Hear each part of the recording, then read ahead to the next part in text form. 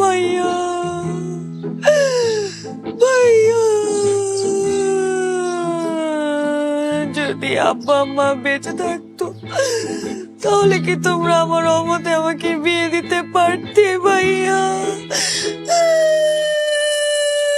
ভাই, ও তো কান্না করতেছে ভাই। আমার না ভাইয়া খুব খারাপ লাগতেছে। ছোটবেলা থেকে তোমাদের সব কিছু আমি মেনে নিছি, কখনো তোমাদের অমতে কিচ্ছু করি নাই, কিন্তু এবার তোমরা আমার অমতে কিভাবে একটা অপছন্দ হলা ছেলের সাথে আমার বিয়ে ঠিক করলাম?